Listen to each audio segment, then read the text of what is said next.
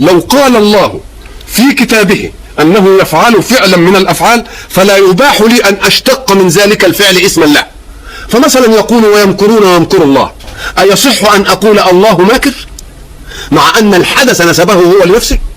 يخادعون الله وهو خادعهم، أيصح أن أقول الله مخادع؟ فإذا كان لا يباح لي أن أطلق على الله لفظا أطلق الله فعل ذلك اللفظ لذاته، يبقى من باب أولى أن لا أتدخل في أصل الذات، لأنني منعت من اسم الذات.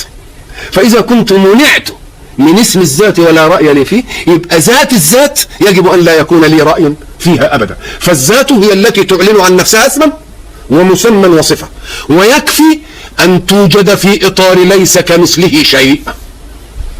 لماذا ليس كمثله شيء؟ لأنه ما دام الحق قد أخذ وضع الألوهية ووضع الربوبية والكل مربوب له، فيجب أن يكون متميزا عن هذه الأشياء، لأنه لو كان في خلقه مثل له لأحطنا بالله، ومن عظمته أنه لا يدرك.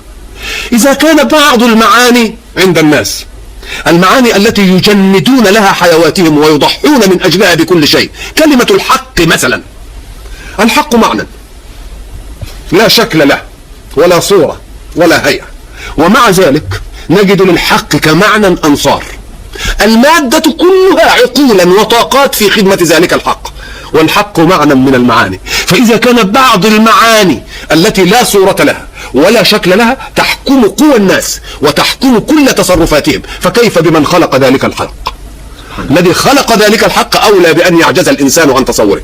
العدالة مثلا معنى من المعاني، الفكر يجهد نفسه ليطبقها، والطاقة تجند نفسها لتحميها. فما هي هذه العدالة؟ إنها معنى لا يتصور له شكل ولا يتصور له لون ولا تتصور له هيئة.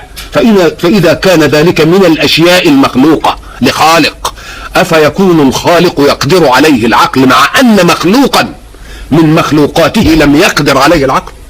فإن أحب الحق أن يبين لي قدرته وتمكنه من كونه فيقول يد الله فوق أيديهم، فلآخذ من اليد القوة والسيطرة، وبعد ذلك نثبت له يدا تناسب ذاته في إطار قوله ليس كمثله شيء.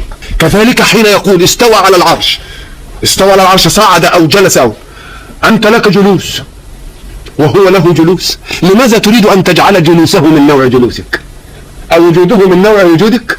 نقول له لا. إذن فيكفي أن تفهم من استوى على العرش الاستيلاء والغلبة، لأن العرش في عرف البشر هو مظهرية التمكين من الملك. قالوا جلس فلان على العرش يعني استتب له الأمر ولم يعد هناك له مخالف، فلتأخذ ذلك المعنى وتقول إن لله عرشا يناسب ذاته وجلوسا يناسب ذاته وصعودا يناسب ذاته. فالذات هي التي تعلن عن نفسها اسما ومسمى وصفة، ويكفي أن توجد في إطار ليس كمثله شيء.